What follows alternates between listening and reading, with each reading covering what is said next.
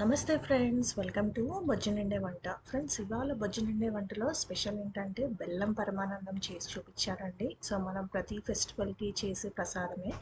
So కానీ జనరల్గా ఈ పరమాన్నం చేసేటప్పుడు మనకి విరిగిపోవడం కానివ్వండి, లేదా గట్టిగా రావడం కానీ ఇలా వస్తుంది. సో ఇలా రాకుండా చాలా ఈజీగా సింపుల్గా మనం చాలా పర్ఫెక్ట్గా చేసుకోవచ్చండి. మనకి గుళ్ళో పెట్టే ప్రసాదం లానే ఉంటుంది. సో మీరు కూడా ఇలా ట్రై చేసి చూడండి. సో మీకు కూడా అండ్ నా ఛానల్ని ఫస్ట్ టైం ఎవరైతే చూస్తున్నారో వాళ్ళు వెంటనే సబ్స్క్రైబ్ అవ్వండి ఫ్రెండ్స్. అండ్ నా పక్కనే ఉన్న బెల్ ఐకాన్ని యాక్టివేట్ చేసుకుంటే మీకు ఫర్దర్ నోటిఫికేషన్స్ కూడా వస్తాయి. సో మరి చాలా సింపుల్గా ఈ బెల్లం పరమాన్నం ఇంట్లో మనం పర్ఫెక్ట్గా ఎలా ప్రిపేర్ చేసుకోవాలో నేను ఈ వీడియోలో అయితే చూపిస్తానండి. సో నచ్చితే వీడియోని లైక్ చేయడం మర్చిపోకండి. సో మరి లేట్ చేయకుండా ఇది ఎలా చేయాలో చూద్దాం. సో ఫ్రెండ్స్, ముందుగా బెల్లం పరమాన్నంకి బెల్లం అన్ను పెసరపప్పు నానబెట్టుకున్నానండి. చూడండి, నేను చాలా చిన్న గ్లాస్తోని, మన టీ గ్లాస్ అంతతోని నేను బియ్యం తీసుకున్నానండి. దాంట్లో హాఫ్ పెసరపప్పు అండ్ హాఫ్ వచ్చేసి సగ్గు బియ్యం నానబెట్టుకున్నాను. సగ్గు బియ్యం విడిగా నానబెట్టుకున్నాను. బెల్లం అన్నం పెసరపప్పు వచ్చేసి ఒక గిన్నెలో ఇలా నానబెట్టుకున్నాను. చూడండి, ఇప్పుడు నేనైతే పొంగల్ చేయడానికి గిన్నె అయితే తీసుకున్నానండి. నేను హాఫ్ లీటర్ వరకు అయితే మిల్క్ వేశాను. సో మీరు క్రీమ్ మిల్క్ అయితే వేసుకోండి, చాలా టేస్టీగా ఉంటుంది పొంగలు. లేదా మీకు గేదె పాలు అవైలబుల్లో ఉంటే గేదె పాలైనా వేసుకోండి, ఇంకా టేస్టీగా ఉంటుంది. సో ముందుగా ఇలా పాలు పోసుకున్న తర్వాత ఈ మూత పెట్టేసి నేను స్టవ్ పైన పెట్టానండి. ఇలా పొంగు అంటే మనకి పాలు పొంగిన తర్వాత సో మూత తీసేయాలండి. మూత తీసేసి సో మనం ఇందాక నానబెట్టుకున్న పెసరపప్పు అన్ను బియ్యము నానబెట్టుకొని శుభ్రంగా కడిగేసి అన్నవి వేస్తున్నానండి ఇప్పుడు నేను.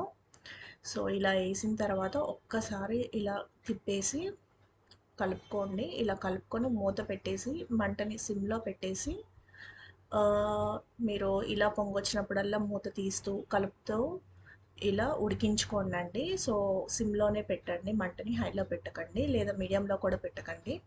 చూడండి, మనకి పప్పు బియ్యం అనేది ఆల్మోస్ట్ ఒక 50-60% వరకు ఉడికిపోయిన తర్వాత అప్పుడు మాత్రమే సగ్గుబియ్యం వేయాలండి. ముందే వేయడం వల్ల ఏంటంటే సగ్గుబియ్యం వేస్తే అడుగంటిపోతుంది. సో అందుకని 60% ఉడికిన తర్వాత మాత్రమే సగ్గుబియ్యం వేయండి. చూడండి, ఈ విధంగా ఇలా కలుపుతూ ఇలా బాగా గుజ్జల్లే ఉడికిపోవాలండి. ఇత్తులుగా ఉండకూడదు. కావాలంటే మీరు ఒకటి పట్టుకొని చూడండి. సో బాగా మెత్తగా ఉడికిపోవాలి.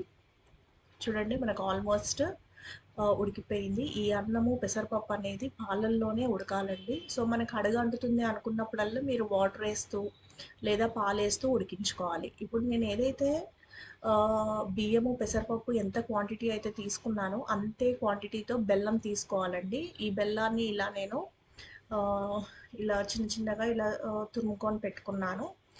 ఇప్పుడు ఈ బెల్లం అంతా కూడా చూడండి వేసేసేయాలి. ఎందుకంటే మనకు అన్నము పెసరపప్పు మొత్తం కంప్లీట్గా ఉడికిపోయింది. అండ్ మీరు ఇక్కడ ఈ స్టెప్లో మీరు ఇలాచి పొడి కూడా, యాలకుల పొడి కూడా వేయచ్చండి. సో నేను మర్చిపోయాను వేయడము. సో మీరు ఇక్కడ యాలకులు పొడి అయితే వేసి ఉంచండి. ఈ విధంగా ఇప్పుడు ఈ బెల్లం అంతా కూడా పూర్తిగా ఇలా కలుపుకోండి. బాగా ఇలా కలుపుకోండి. బాగా కరిగిపోవాలండి. కరిగిపోయేంత వరకు ఇలా సిమ్లో పెట్టుకొనే కలుపుకోండి. సో మనకి బెల్లం వేసిన తర్వాత పాయసం అనేది కొద్దిగా లూజ్ అవుతుందండి. ఇప్పుడు నేను కొద్దిగా 1 టేబుల్ స్పూన్ వరకు అయితే నెయ్యి వేసుకున్నాను.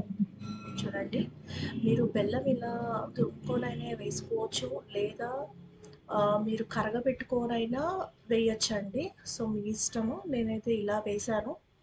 చూడండి, ఒక్క 5 మినిట్స్ ఇలా అయిన తర్వాత ఉడికిపోయిన బెల్లం మొత్తం కరిగిపోయిన తర్వాత నేను జీడిపప్పు, కొబ్బరి, కిస్మిస్ తీసుకున్నానండి. సో ఇలా నేతిలో వేయించుకుందాం వాటిని.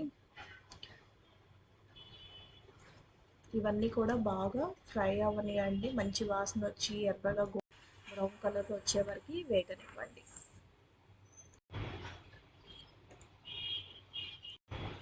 సో ఇలా ఇవన్నీ కూడా బాగా ఫ్రై అవ్వనివ్వండి. బ్రౌనిష్ రెడ్ కలర్లో వచ్చేంత వరకు వేగనివ్వండి. కొబ్బరి వేయడం వల్ల చాలా మంచి ఫ్లేవర్ని ఇస్తుందండి పాయసానికి. మనకు పంట కింద అక్కడక్కడ ఒక్కొక్క కొబ్బరి ముక్క తగిలినప్పుడు చాలా మంచి టేస్ట్ ఉంటుంది. సో మీరు కూడా ఇలా చేసి చూడండి. ఇవన్నీ కూడా బాగా ఇలా వేపుకున్న తర్వాత సో ఇప్పుడు మనకు పాయసంలోకి అయితే వేసేద్దామండి.